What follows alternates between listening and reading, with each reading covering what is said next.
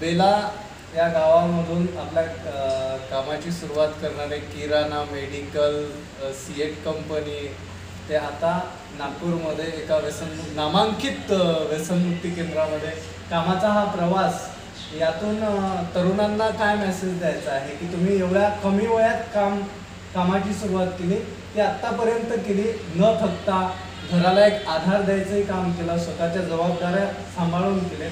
तरुण जे आहे ते आळशी होत चालले आहे, कामाला तुच्छ लेखतात, त्यांना काय मेसेज असेल? त्यांना हाच मेसेज द्यायचा आहे की काम करत राहा, कामाचं फळ तुम्हाला मिळणारच, आज नाही उद्या ते मिळणारच आहे.